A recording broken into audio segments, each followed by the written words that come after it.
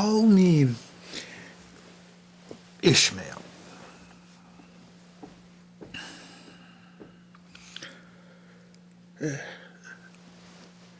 Some years ago,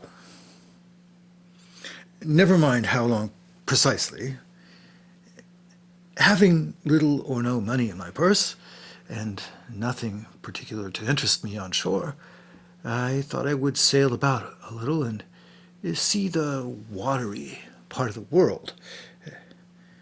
It's a way I have of driving off the spleen and regulating the circulation. Whenever I find myself growing grim about the mouth, whenever it is a damp, drizzly November in my soul, whenever I find myself involuntarily pausing before coffin warehouses and bringing up the rear of every funeral I meet, and especially whenever my hypos get such an upper hand of me that it requires a strong moral principle to prevent me from deliberately stepping into the street and methodically knocking people's hats off. Then I account it high time to get to sea as soon as I can. This is my substitute for pistol and ball. With a philosophical flourish, Cato throws himself upon his sword. I quietly take to the ship. There's nothing surprising in this. If they but knew it, almost all men in their degree, some time or another, cherish very nearly the same feelings toward the ocean with me. There now is your insular city of the Manhattoes, belted round by wharves as Indian isles by coral reefs. Commerce surrounds it with her surf. Right and left, the streets take you waterward. Its extreme downtown is the Battery, where that noble mole is washed by waves and cooled by breezes, which a few hours previous were out of sight of land. Circumambulate the city of a dreamy Sabbath afternoon. Go from Corlear's Hook to Coonchie's Slip, and from thence by Whitehall northward. What do you see? Posted like sentinels all around the town stand thousands upon thousands of mortal men fixed in ocean reveries, some leaning against the spiles, some seated upon the pierheads, some looking over the bulwark glasses of ships from China, some high aloft in the rigging, as if striving to get a still better seaward peep. But these are all landsmen, of weekdays pent up in lath and plaster, tied to counters, nailed to benches, clinched to desks. How then is this? Are the green fields gone? What did they do here? But look, here come more crowds, pacing straight for the water and seemingly bound for a dive. It's strange. Nothing will content them but the extremest limit of the land. Loitering under the shady lee of yonder warehouses will not suffice. No, they must get just as nigh the water as they possibly can without falling in. And there they stand. Miles of them. Leagues. Inlanders all. They come from lanes and alleys, streets and avenues. North, east, south, and west. Yet here they all unite. Tell me, does the magnetic virtue of the needles, of the compasses, of all those ships attract them thither?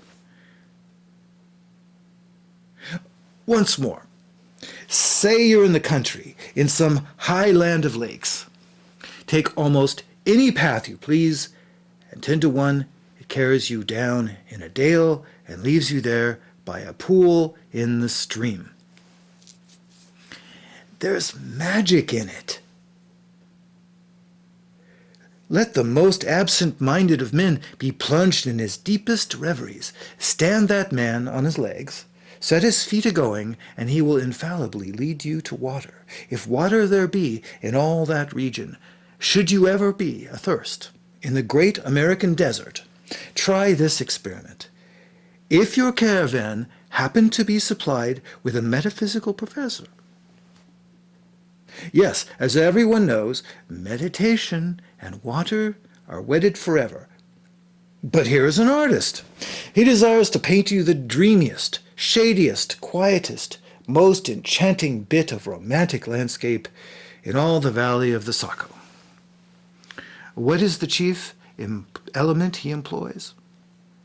There stand his trees, each with a hollow trunk, as if a hermit and a crucifix were within, and here sleeps his meadow, and there sleep his cattle, and up from yonder cottage goes a sleepy smoke. Deep into the distant woods winds a mazy way, reaching to overlapping spurs of mountains, bathed in their hillside blue. But though the picture lies thus tranced, and though this pine tree shakes down its sighs like leaves upon this shepherd's head, yet all were in vain, unless the shepherd's eye were fixed upon the magic stream going before him. Go visit the prairies in June, when for scores on scores miles you wade knee-deep among tiger lilies. What is the one charm wanting? Water. There's not a drop of water there. Were Niagara but a cataract of sand, would you travel your 1,000 miles to see it? Why did the poor poet of Tennessee, upon suddenly receiving 2 handfuls of silver, deliberate whether to buy him a coat, which he sadly needed, or invest his money in a pedestrian trip to Rockaway Beach? Why is almost every robust, healthy boy with a robust, healthy soul in him at some time or other crazy to go to sea?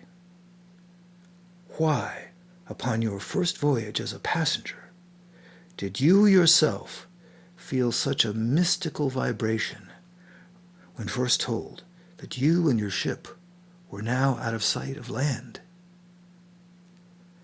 Why did the old Persians hold the sea holy? Why did the Greeks give it a separate deity and own brother of Jove? Surely all of this is not without meaning. And still deeper the meaning of that story of Narcissus, who became, because he could not grasp the tormenting, mild image he saw in the fountain, plunged into it and was drowned. But that same image we ourselves see in all rivers and oceans. It is the image of the ungraspable phantom of life. And this is the key to it all.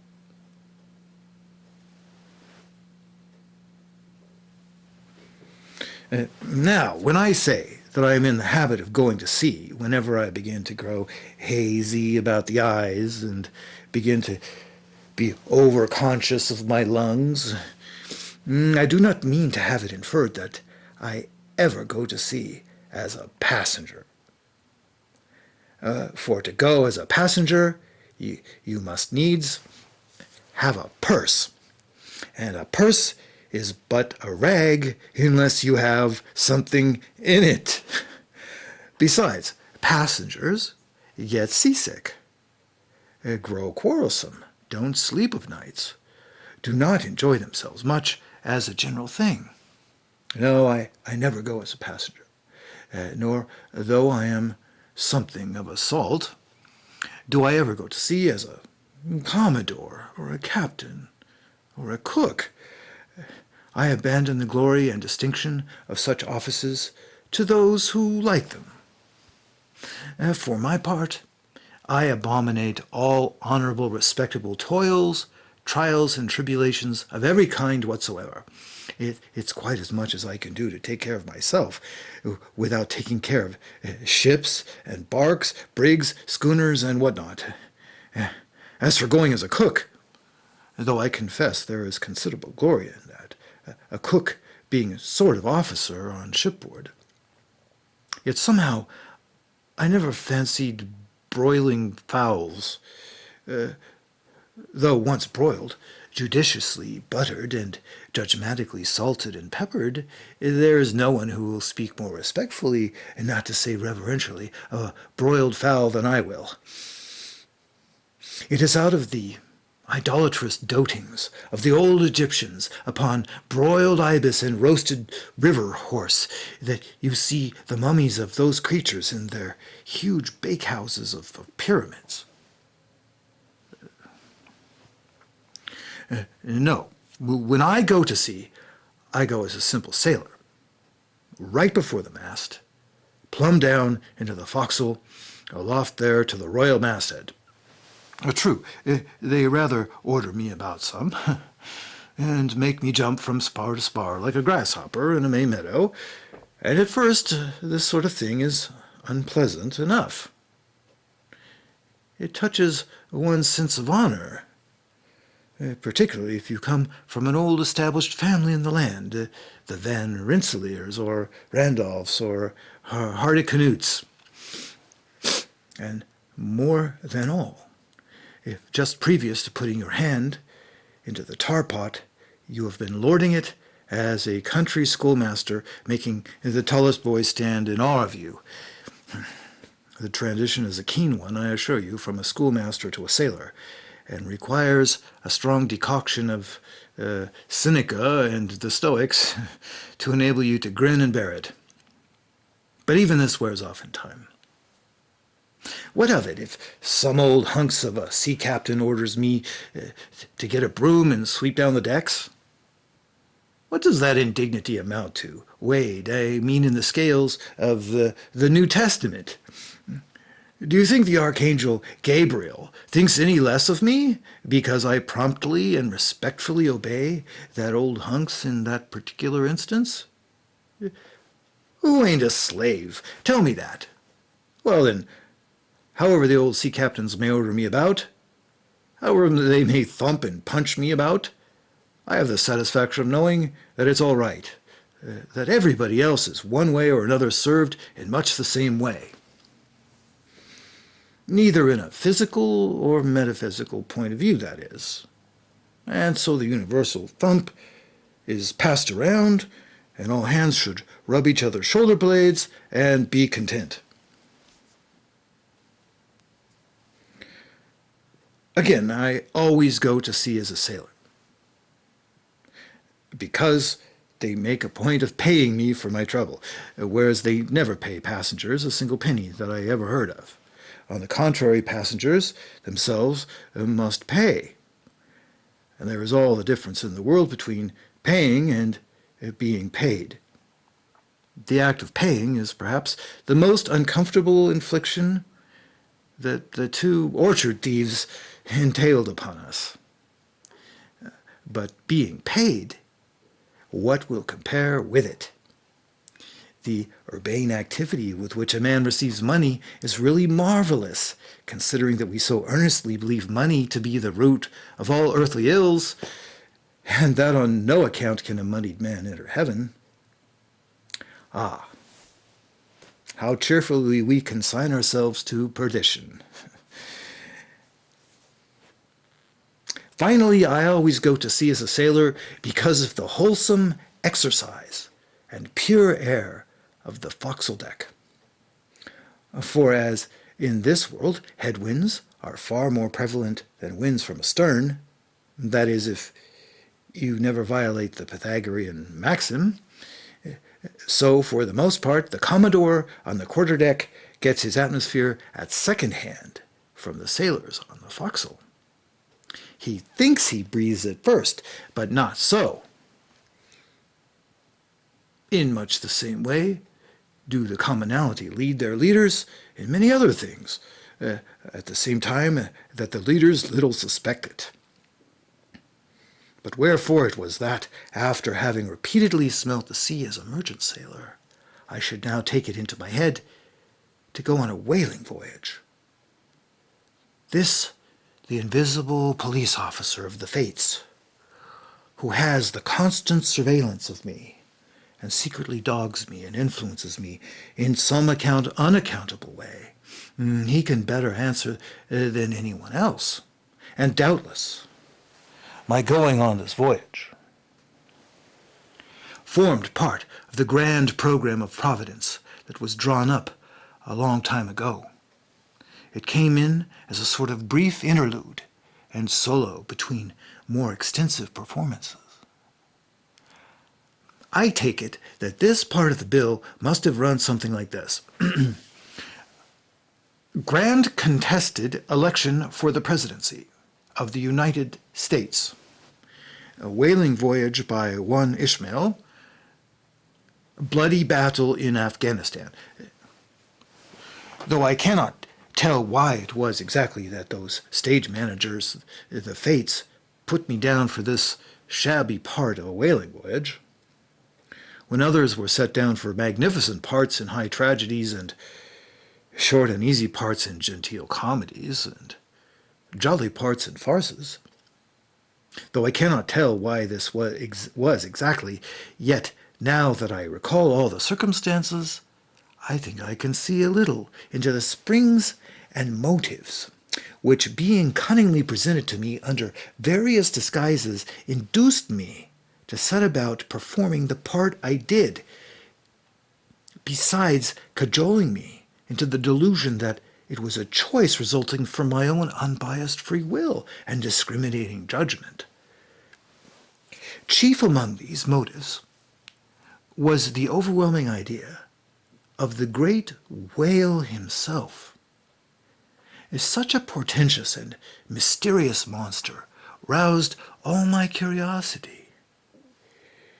Then the wild and distant seas where he rolled his island bulk, the undeliverable, nameless perils of the whale, these with all the attending marvels of 1,000 Patagonian sights and sounds, helped to sway me to my wish. With other men, perhaps such things would not have been inducements. But as for me,